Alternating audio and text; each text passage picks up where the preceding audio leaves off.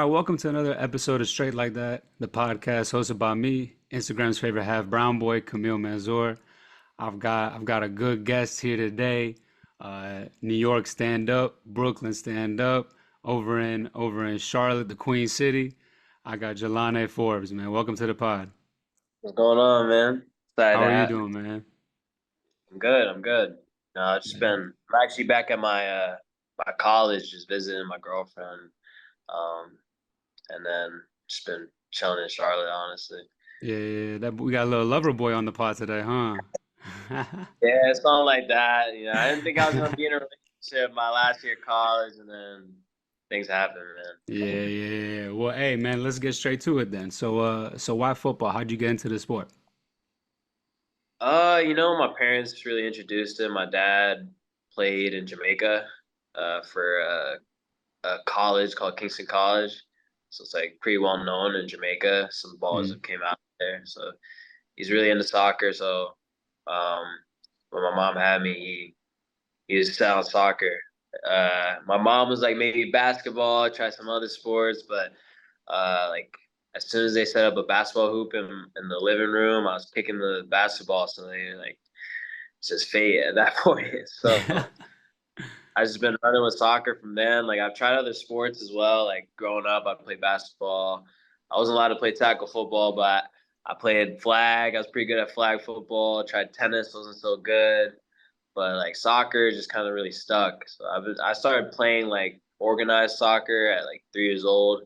Oh, Um, wow. I'm, I moved to Florida when I was really young.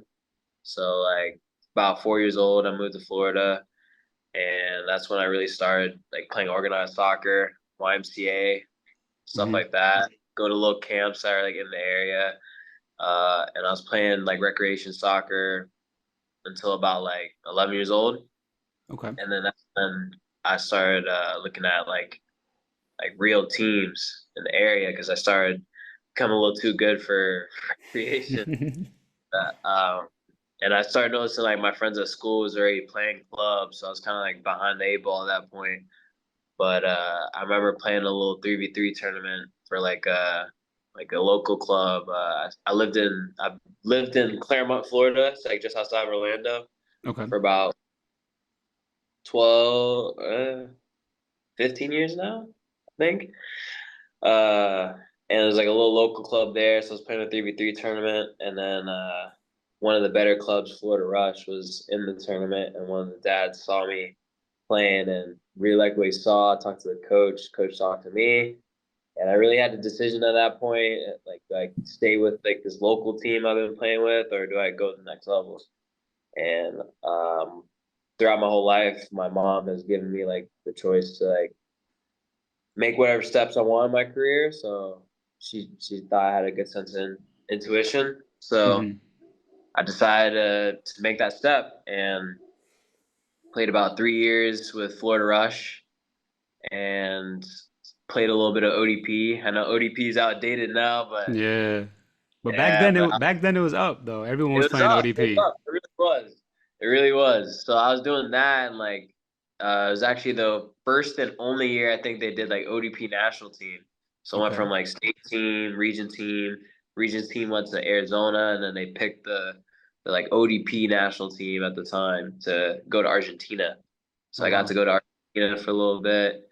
I think I was about 13 at that time, Hmm. and then it kind of got to that step again where it was like Orlando City, Orlando City's academy started seeing me and scouted me, and they invited me to like train with them. Went up. It was about like a 2 hour drive. It's pretty far, and I practiced well, and they offered me a spot on the team, and I had that same decision: do I go stay with Rush or do I take this chance and play with Orlando City?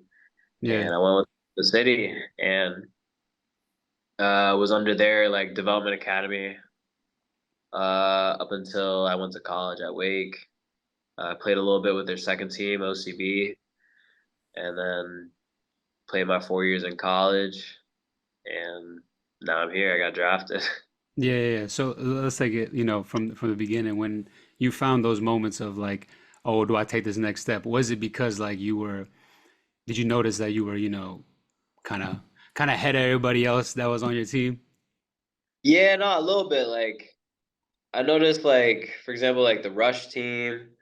When I was about to make that step for Orlando City, like you see, like some of the guys on my team choosing high school soccer instead of going to try to play for the DA, or they just weren't at that level yet.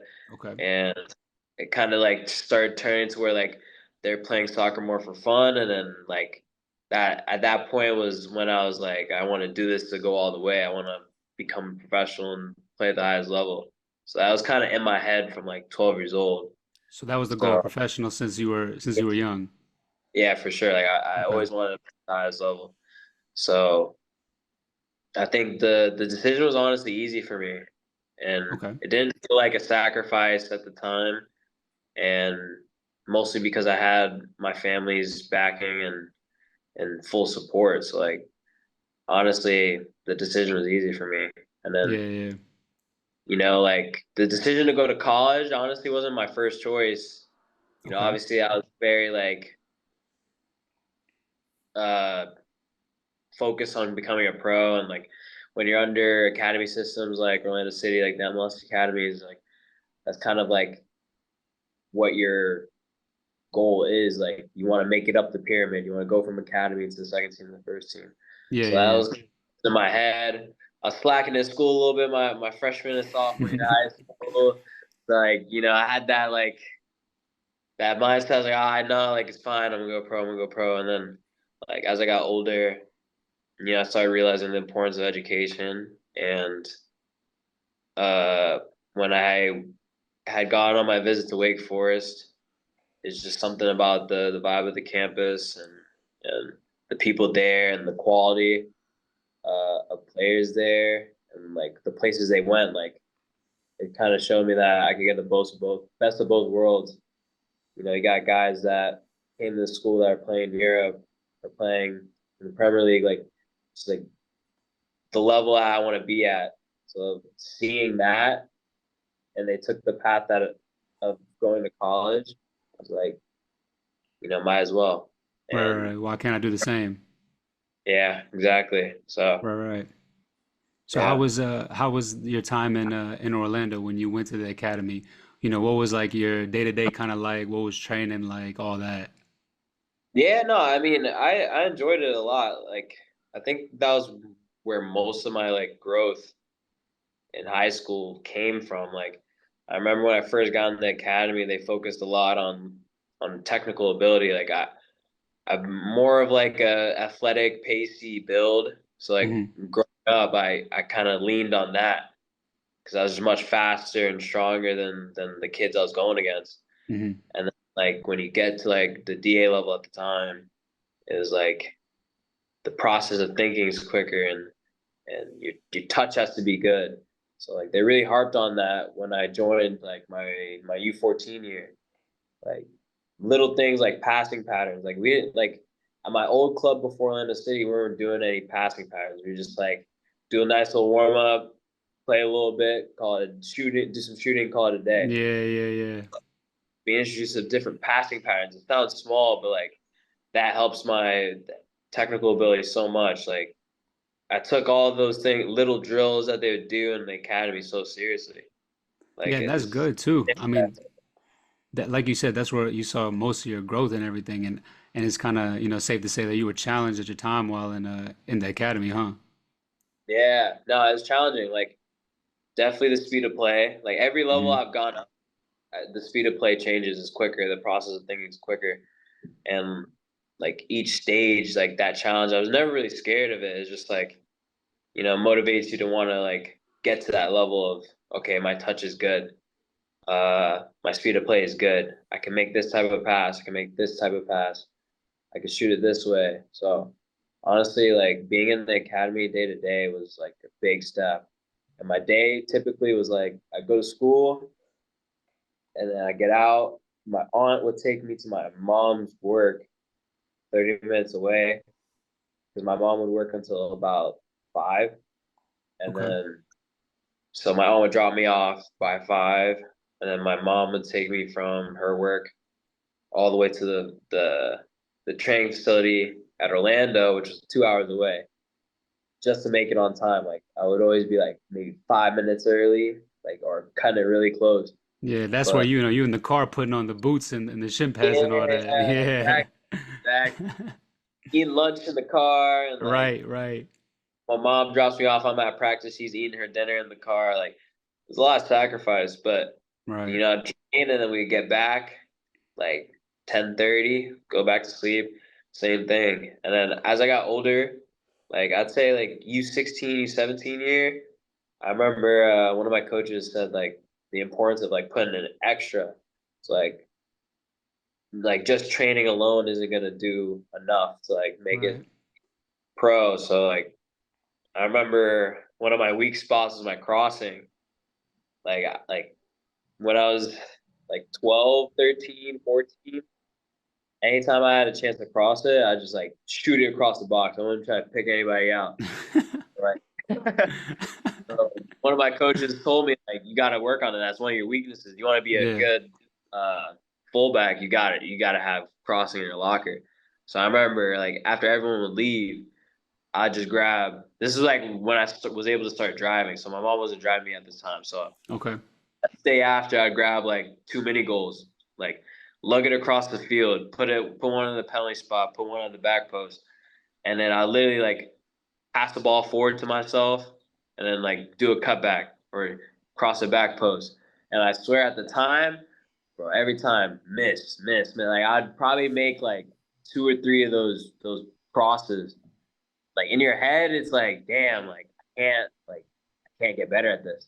And I don't know what it is, but I think the reps you put in, like once you get in the game, it starts becoming like instinctual. Because then like I don't know, I can't pinpoint which game or what moment it was, but it just started like flowing for me. And then like now crossing is one of my strongest suits. So it's like one of the like biggest pieces of my development that I always like go back to. Yeah. Like example, like I'm kind of like in between playing winger and left back right now at my club, Okay. and it's like I got to adapt. It's like I'm not used to playing in pockets. I'm not used to turning people. And it's like it's hard to adapt, especially when you haven't been turning and being in pockets your whole like youth career, and then you do it at the first team level. Hmm. So it's definitely an adjustment. I've been working on it, but then like I'd be thinking back to that times that I was like messing up with the crossing. Yeah, yeah, Like yeah. if I'm messing up now, like it's fine. Like just keep getting the reps, and it's gonna come at some point. Right, right, right. Since you started, working on that young, at least now, it's not coming up as a flaw. And now it's like, okay, he got it. Maybe we can improve it just a little bit, but at least it's not like, damn, this boy can't cross nothing. Exactly, man. Exactly. Yeah, yeah. So talk to us about how you ended up at Wake. How did college recruiting work while you were in the academy in Orlando?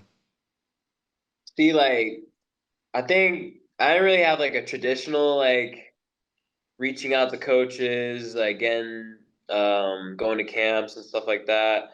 Because like I said earlier, like I was really like set on going pro, Right. and a couple of schools started reaching out like when the like I think it was like September 1st or something or August 1st when college kids started hitting you up. Hmm. Uh, so once they started hitting me up, like it was kind of like my mom and my coach was saying like you don't like completely neglect like the college process and the recruiting process because you never know what Right. happens. Like Right. maybe the club doesn't want to sign you, so like you got to figure it out. Right. And I actually had a connection with Wake. My Region 3 ODP coach at the Okay. time, he's now the assistant coach at Wake. So he was the one that reached out to me. I remember him being a really good coach. And uh, so I was going into it with an open mind already. So I remember when he was supposed to take that Region 3 coaching job to Arizona with us. Hmm. He had to turn it down because he took the Wake job, and Okay. that's when I started like knowing about the college game. So when Yeah. I heard about the college game, I only knew about Wake Forest and how good they were, and then how like my coach went there as an assistant coach. So I kind of was already like attracted to the program Hmm. and as soon as they gave me that offer to go on my visit, I was able to get like a sense of what the program is and like what it means to the staff and the players. And I mean, it's a very like family tight knit type Hmm. of group. I enjoyed it my whole 4 years, and I think that was the driving piece to why I chose Wake over other schools. Yeah, Is yeah, and like obviously like the brand of football is doesn't really compare to a lot of colleges. So yeah, you like I would have been in the best place mentally because I had best support system with the guys on the team and the staff around me, and I had the best opportunity to continue to develop and be pro ready yeah. because Wake has produced like one of I think probably like one of the most amount of pros in the recent years. Yeah, yeah. Wake is notorious for being good at ball. Every year, it's like a team that's known nationally and everything. See, like I'm from Charlotte. I'm from Concord, right up north of Uh, Charlotte. uh, So I know about Wake and all that. And I was doing my college trips, and I went and saw Wake. And you could be honest. What do you think about Winston-Salem as a city? like it's half and half because like how Winston Salem's set up. Like half of it, you Hmm. got the really nice area, Yeah. and then you the side, it's like the trenches. Yeah. So it's Yeah, it's not that very ass. like They got the gate in the front of the campus and all that. yeah, but it's Hmm. a really nice campus. It's a really nice Right. campus, and I've enjoyed the area, and even like I call it the trenches, but like like we were able to give back to those areas. Like we had like Ben in a book and like other like community engagement opportunities and like, kind of like connect with the people in the area, and then it kind of means more when people come to show up and watch your games. It kind of just Hmm. means more. Back to what I'm saying, like the family feeling that you get when you're on this campus is different. Yeah, yeah, yeah. Nah, I respect that. You were mature enough to recognize all of that, maybe more so than I was when I was that age. But Yeah, yeah, so how was playing at Wake? How was the competition at the ACC? How'd you fare, coming in freshman year and all that? yeah, man. I'm gonna be honest with you. Like I came in like a cocky 18-year-old that like I should have went pro. I'm gonna be like starting right out the gate. Yeah. Like, I didn't pay attention to the college scene as much, so I didn't know how good the quality was. And I remember one of my coaches mentioned it to me, like, academy to college is a jump, just like college to pro is a jump. And Right. like, yeah. And then when I got to Wake and the first like day of preseason, then you start realizing like, yo, these guys are popping it. Like Yeah. the play is quick and these guys are ballers. Like my freshman year, we had like 7 guys go pro after the Damn. season. So it's like it was definitely like a shock Hmm. for me. And it was like I wasn't starting right out the gate. The first it was like a COVID year, so like we played like 8 games in the fall. It was that one year they had like the fall spring season, so the spring Yeah. season actually counted. So that first half, I didn't start a single game, and I remember I was struggling with confidence. Like my touch wasn't there. Like I wasn't able to do things I was doing in the academy at this Hmm. college level. And it was getting to me because it was a shock. Like I didn't expect it. Right, right. And I remember like I'm glad that they had that like split where it was like after that fall season you had that little we had a longer winter break. It was like a month and a half. Hmm. You went back into it and like that break gave me like the space to reset and just be like, look, like now you know what the level is. You know how hard you gotta work. Just put in the work for it and see what happens. You can only control what you can control. So Right, right, right. who's gonna start me or play me? Uh, I know I got an upperclassman in front of me playing left back. Just gotta Hmm. make the most of what I got. And uh, coming into that spring season, I just worked as hard as possible. And Hmm. like I stopped thinking about what if I start? What if I I don't start well, if I play this many minutes, I just let go of all of that. And I said, let me just train as hard as I can and let the rest be the rest. And Right. luckily enough, like I remember I was balling. I was doing really well in preseason. Like we had another like preseason leading up to the spring. I was balling Hmm. and was balling so much to the point where my coach had to move me from like left back to left wing to see if I could play there, so I could play at the same time as the upper class Right. Just to get you on the field. to get me on the field. Right. And like, at that point, like I played like forward winger when I was like 9, 10, 11 years old, but that Hmm. doesn't count. Right. So I never played winger at this level, but I was just going with it. I was just going Hmm. with it. And then I remember first game of the spring, I scored. Hmm. And then like Okay. next game, I get involved. Like that was kind of like when I realized like okay, like don't worry about anything on the outside. Don't worry about the outside noise. Just work on you. And this is all And your freshman year. yeah, Yeah, yeah, okay. That's a like. serious baller right there. So then I started all the games that spring season, and Okay. then unfortunately I dislocated my shoulder in the first game of the tournament that year, Okay. and I was so mad because I remember I was having a good game that game too, This is like the ACC tournament you're talking about? NCAA, Oh, okay. Okay. because it was a weird setup. Like the fall was the ACC tournament, and Hmm. then in the spring, end of the spring, it was the NCAA, just because Okay. of COVID and like how Right. the schedule got messed up. But yeah, that's kind of like one of the big steps. And it's kind of just like I always had these little challenges with every year, and Hmm. I don't know. It's kind of nice talking about it because it kind of reminds you of Yeah, like. see how far you came.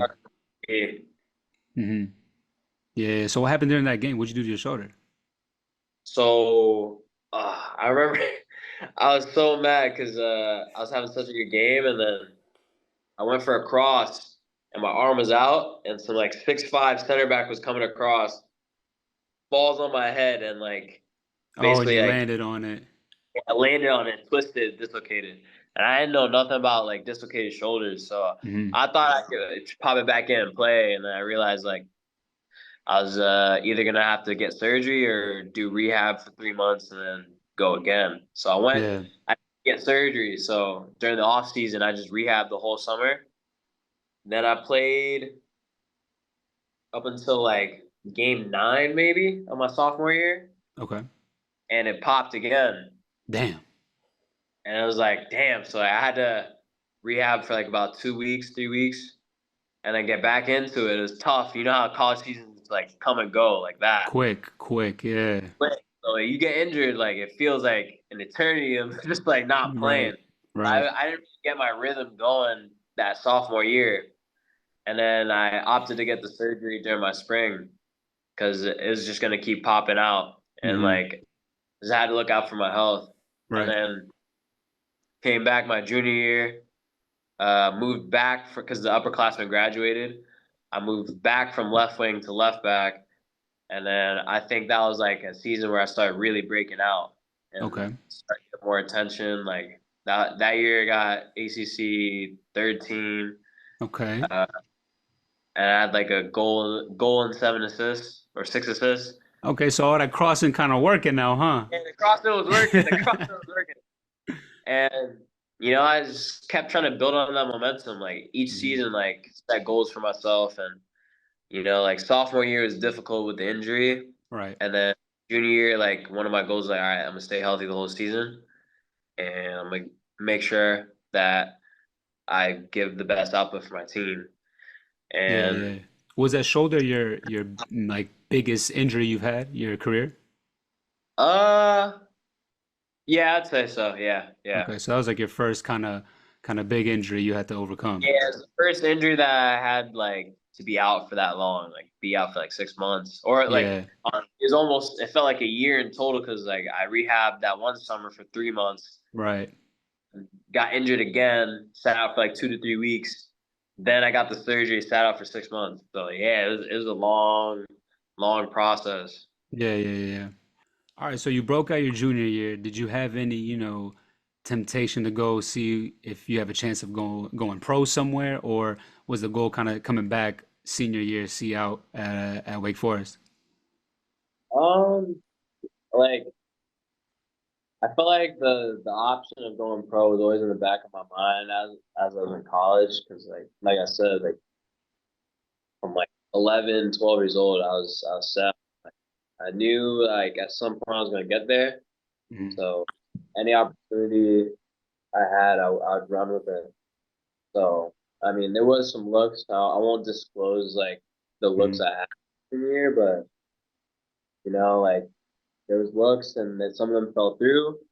And I was upset at the time, but like there's not like I said, you can't control what you can't control. So Right, right. it kind of gave me that chip on my shoulder going into my senior year to like prove that I am pro ready and I can play in the MLS and I have the potential to be one of the best players in the league. Like I needed to be able to show that my senior year. Right. Okay. So, you go back your senior year at Wake. So how was your senior year like? Honestly, like I think the biggest shift I made from my junior year to my senior year was mentally. I was Okay. mentally stronger my senior year. Because like sometimes I let like my emotions get the best of me. So like if I have a bad game or a bad half, like that frustration, that anxiety, like all that pent up Hmm. would like go against like how I was playing. So I wasn't playing as well as some games. Like it was like the consistency piece of it. You know what I'm saying? Yeah, yeah, yeah, yeah. So I knew that was like a problem because that was an issue toward the end of the season. Like I was dealing with some like knocks on my ankle and stuff, but like honestly, I was still able to play, and Hmm. I was kind of using those as excuses. And when things weren't going my way, like letting the emotions get the best of me. So going into the new season, I was like, all right, I'm just stay level headed, and like don't let the outside things get to me. Right. So like, stay consistent. And I think that was like conversation with coaches. Our coach got this kind of like sports performance, like mental training coach. Yeah, yeah, yeah. And honestly, that helped a lot too. Like we worked with them all summer, um, and kind of built that resilience for the season. Because like there's always ups and downs in every season. So Right. I remember like senior year, I started off slow. So like I remember my mom thinks she's a coach, so she always give me about like the season. So, but honestly, most of the time she's right. So one of the things is going into the season, she said, "Hey, if you're gonna play left wing, so like this is I was shifting back from left back to left wing, going into my senior year. Okay. We're ending off the junior spring on a high note. We played Clemson, we beat them 5-0. I scored a brace. Like my Ooh, ooh. so confident. Right. And then Clemson's a good team too. exactly.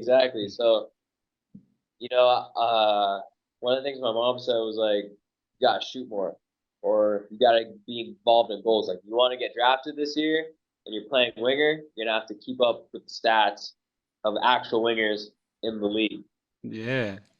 I had that in the back of my mind. I started off slow. I think like by mid-season, I was on 2 goals, 2 assists, Okay. and I remember like one thing. The problem was I was playing left wing like I was playing left back. Playing too simple. I wasn't really taking risks. I Right. wasn't like the actions I was making is people could see it from the outside, and I've been able to like be like self aware about those things. So like I remember talking to like some of my teammates like, man, like I'm playing too safe. Like I need to like fix it. Like, I kept telling myself that I gotta fix it. I gotta fix it. Right.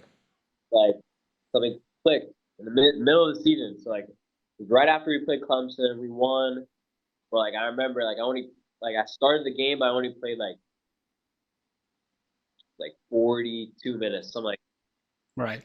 remember because like I got I didn't deserve to be on the field that game because I just too safe. Like, yeah, my like pass accuracy is probably like in the 90s, but what was I doing with those passes? I wasn't Right, creating. right, right. Find myself on making an impact in games.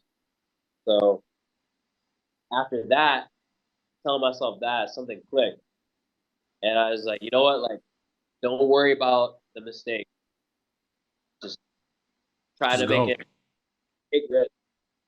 Started doing it, and from there, that middle point of the season was like assist, 2 assists, goal and assist.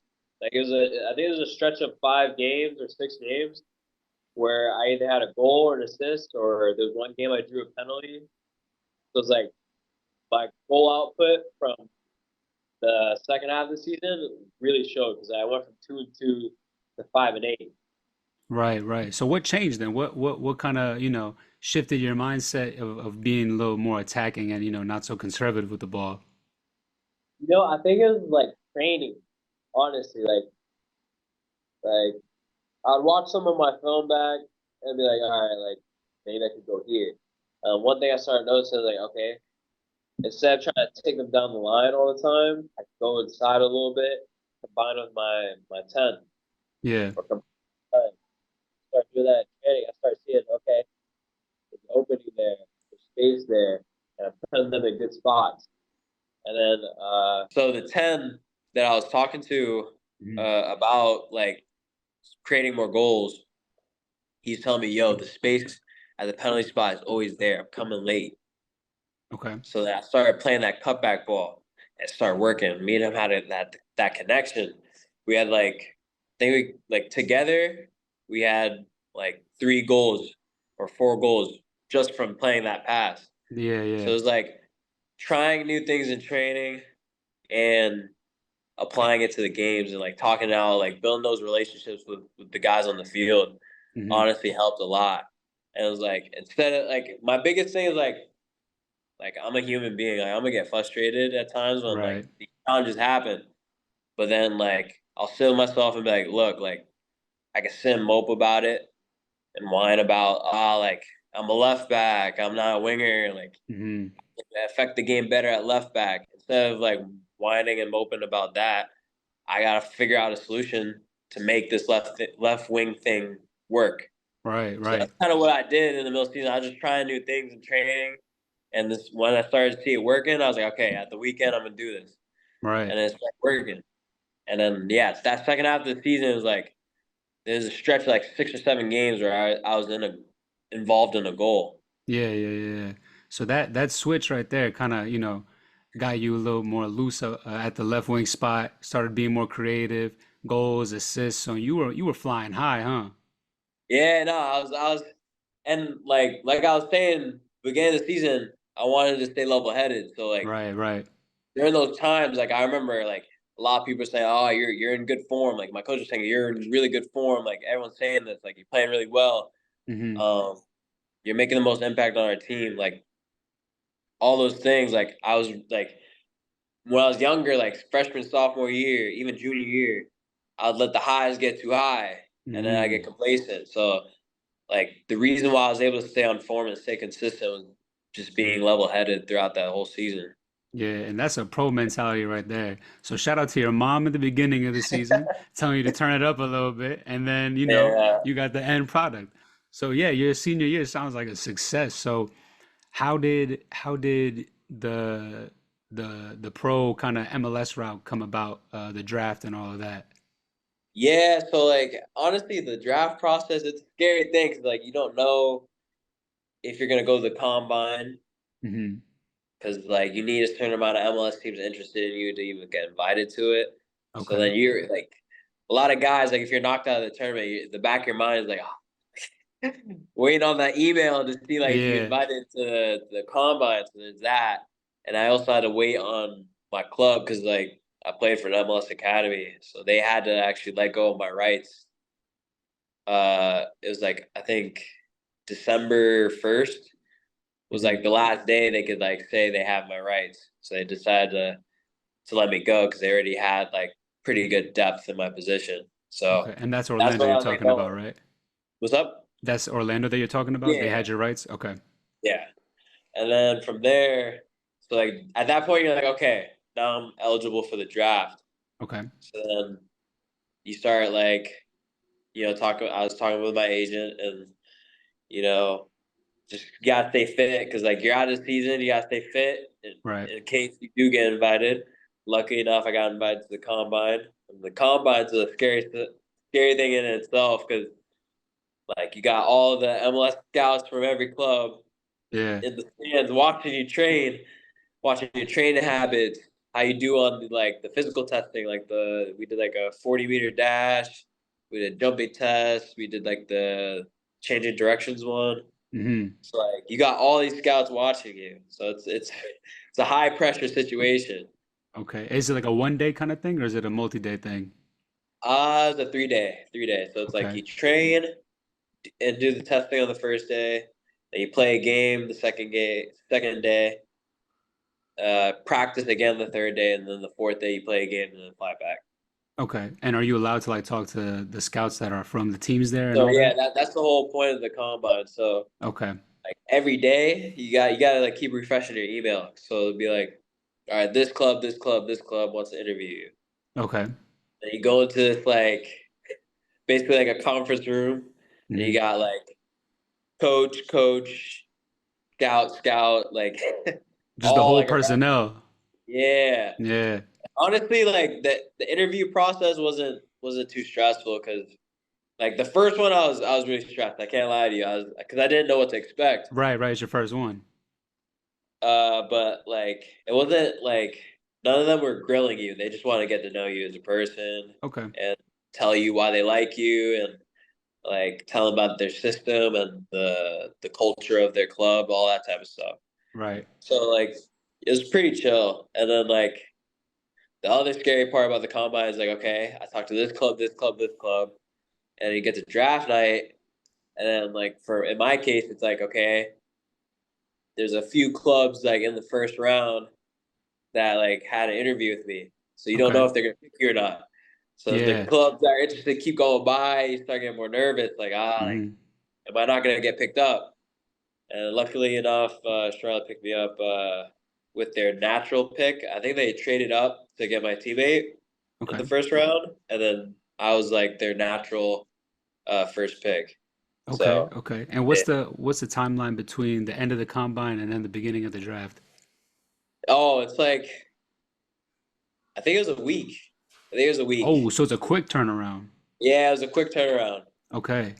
So, And what was yeah, what was draft night like, I guess? Like you know how you see in the NFL, like everyone was with their family, is a lot yeah. of media attention and everything. So kind of what's it like for MLS draft? Uh, it depends. Like, I think more guys that were like solidified, like first round pick, they would send like cameras and media to them. Hmm. Like they kind of already know that they're getting picked. Right, right, And right. the rest of us are kind of like we have our families and friends all at my house, Hmm. and we sit there and watch it. And then first round goes by, you have to check it on your phone. So like everyone in my house is checking on their phone, refreshing the page. So But do you get a phone call? Like how does that work? Or do you only know you so get picked like on the screen? I knew I got picked on the screen. Like my agent was Crazy. telling me like, oh, okay, like this team might pick you up during the second round, and this team like there's three teams that were like interested in picking me in the second round. I just didn't know which one was gonna pick me. Yeah. And then like I remember one of my friends was like, "Hey, Charlotte," and like so That's so crazy. So you really know yeah, like when everyone else knows. pretty much. And then you get the phone call like right after the draft. So like after the third Okay. round's done, then I got like the phone calls from like the GM and stuff like that. Yeah, yeah, yeah, yeah, yeah. Wow, okay. So, you get, picked up by Charlotte, great city. Shout out to 704. So, what's the timeline like after draft to when they're like, okay, we need you in Charlotte for, I guess, what is it, preseason training and all that? Yeah, so like and the phone call there's like we'll just keep you updated. And like our like team managers and stuff like that. Like people Hmm. that coordinate like schedule and stuff will get in contact with you. And then like I think it was probably like 2 weeks go by, and then they start telling you, okay, preseason's in January. We need you to report to Charlotte at this time. We'll book your flight, yada yada yada.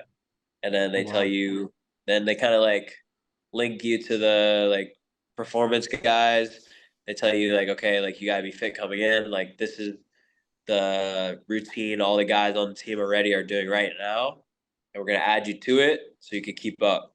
So when you're like when we get to preseason, you're not doing as much catching up. Right. Okay. So yeah, Okay. So how was preseason like? it was not what I expected in a good way. So Okay.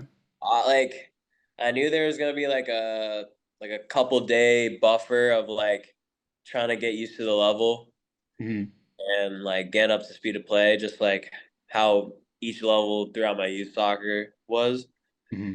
And like it's kind of like how I predicted. Like I was keeping up fitness wise. Like I haven't been like lacking in fitness, so I wasn't really worried about that. And like I was saying, from when I was like U14, I was priding myself on doing well in technical drills and like passing Right. patterns and stuff. So like I wasn't really struggling with that either.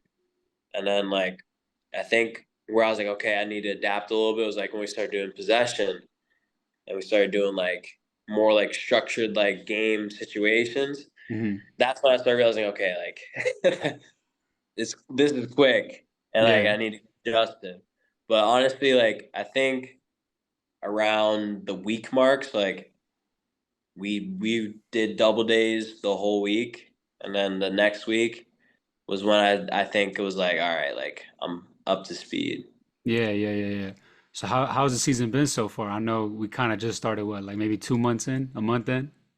Yeah, I mean, I was blessed to be on the bench for the first game, Okay. opening day, like seeing 60,000 fans. Did they It's open the crazy. top up Like, too? The yeah, upper they opened the levels? top. They opened the top for opening Wow. day, and like the rookie. There's a lot of young guys on our team now, so like there's about like 5 second years, and Okay. they were telling me like they didn't get their chance to be on the bench until like April, May, some even June. Wow. So to be on the bench opening day was really a blessing. Hmm. And it was like, like I think that was like the moment where it's like, okay, like I'm a professional soccer player. 'Cause you look around, you see all the Charlotte community and the fans, like unreal. I think It's it's the best. live. Yeah. Yeah. So like I remember jogging out for warm ups. I'm looking around like, damn, like this this Yeah. is this is what it is. Yeah, bro. That first game is a real teaser because I wish they had the top open for every game. Yeah, But I think they honestly, only do it just for the home openers every season. yeah, But it is loud, bro. I don't know what they call like the little supporter group kind of behind the net where they're yeah. just jumping the entire game and stuff. Oh yeah, Whew. when they played Pepas before the, Yeah, it's yeah. crazy, man. It's crazy. I had my girlfriend in the like family suite, like recording from like the supporter section. Like, Yeah. wow, like, yeah, the atmosphere is unreal, man. Right, right, right. So what's some aspirations you got for yourself for your first year in Charlotte and then future, in the next couple of years for yourself? Yeah, I mean, like I set goals for myself as soon as I got drafted. So like with like the draft process, it's like you get drafted, but you don't get signed until they like make the decision. So like they make the Okay. decision in preseason, like, okay, do we want to sign this kid to the first team or not? But I set goals as soon as I got drafted. I said like for sure, like I set team goals first. So I want Charlotte to win the MLS Cup this year, Yeah. and I want to be able to make as much as impact in that season. Okay. Like, and I think I have the ability to do so. Like, I have the confidence within myself to be able to make a name for myself within the Hmm. team and within this league. And I know it's going to take time. And I'm just right now. I'm staying patient. I'm staying ready. Hmm. And like, I think that's been the challenge. Like, like it's very similar to how it was when I came into Wake. Hmm. It was like I was a freshman, I thought I was gonna start and do this and this and this. Like obviously uh I wasn't gullible enough to think like, okay, I'm gonna start right off the jump in a first team environment, but Right. I just like I backed myself and I've just been staying ready and like I've kind of shifted that mentality of like I'm not like I'm gonna be honest, like after that first game was a teaser. Like Yeah, being on yeah. the bench, like experiencing that. The first game was a Right. teaser, then you got some guys from that were injured coming back, and then we have some new signings. So, like now the roster is more complete, and now you got well seasoned veterans on the Hmm. bench as well. So that's where like less opportunities come for me. Hmm. But like I kind of had that like started to tell myself the same things I was telling myself my freshman year, like like why am I not making the bench? Why am Hmm. I not playing left back again in training? Right. Like they got me playing the 6 and the 8 and right wing, left wing. Like they got me everywhere. Hmm. And it's like started getting this phase of just like complaining to myself about like, why is this not happening? Why is it not going my way? And now I'm kind of shifting back into that phase of like how I was telling you that spring season of my freshman year is like I just blanked out about like I need to start, I need to play, I need to do this season, and just worked hard every day. Yeah, yeah, yeah, yeah. Like the veterans on my team, like I give huge respect to all the veterans on my team because they're great guys. Like the way they brought me in preseason, Hmm. like made me feel so comfortable and gave me the confidence to be able to play well enough to get a contract at the club in the first place. Hmm. But it's like these same guys are telling me like, yo, the coach likes you, the staff loves you, they love your attitude. Just stay ready. Just stay Yeah. ready. The way the MLS works and any like professional league works, it's a long season. Facts. And the ones that don't stay ready and complain all the time about, I'm not making the bench, I'm not on the roster, I'm not doing this. Yeah, this guy at this club is doing this and this and this. Those ones, when they get that opportunity, they're not ready, and then Right. Right, their right. And then opportunity's gone. right, because you only get one, honestly. Exactly, You get one to exactly, show that you're reliable, you can perform at the highest level. So you just exactly. gotta stay It's all ready. about trust. It's all about trust, and like obviously 100. becoming like being a rookie in a league that you haven't played in before, like you don't have any trust yet. Right, So when right, you get that one opportunity, if you're not ready to run with it, right. it's gonna be Yep. even steeper hill to get up to get Yeah. that trust. Yeah, yeah, yeah. But no, you got that mentality from back even in the wake days. So, just Yeah. stay ready and that opportunity gonna come and shoot, man, I'm excited. You got me turned up to see Charlotte play. You get on the bench and maybe, get subbed on and contribute to their success. Yeah, man. No, I'm ready. I'm always gonna stay ready. And like, luckily enough, like I do get opportunities with the second team as well with like the Hmm. MLS Pro setup. So like, I'm gonna take those games as it is as well. Like opportunities to continue growing and getting Right. better every day. Right, right. Any work is good work. Exactly. Yeah, Minutes are yeah. minutes. Yeah, facts, facts, facts. And like you said, it's a long season, so recovery is just as important too with it all. Exactly. Yeah, Exactly. yeah, Staying yeah. up. Yeah, so we'll do a couple of questions, get to know you as just as a person, player, all that. So, All first right. one, who was kind of a player that you wanted to model your game after Ooh. Okay. growing I'd up? say it varies from position. So like Okay. as a left back, like, when I was younger, my dream was become one of the best left backs in the world. Mm-hmm. So I always loved watching Marcelo Yep, and yep. That like he's one of them. seeing like some of the things he does as a left back. You don't see other left backs doing it. So I remember like certain games, like I try to pull off some things that Marcelo would do. Right, right. But You're trying yeah, to be like he's him. yeah, he's a big idol for me. And it was him and Jordi Alba as well, because I Okay. think like Jordi Alba's profile of just being like very pacey, Mm-hmm. ability to cross the ball, brilliant passer. Like one person I probably would want to trade jerseys with this season. So Oh It'd yeah, be a that boy in full circle Miami moment. now. Yeah, it would. It would. But yeah, I'd say Marcelo Jordi Alba as a left back, and then winger, I'd say Sane. Ooh, Just the bro, way I've been he, yeah, saying that. Sane's underrated. he is, man. He is. He is. And the way he plays from the left side is like something I really look up to because like most of the time if I'm playing winger, I'm playing on the left side. So Yeah.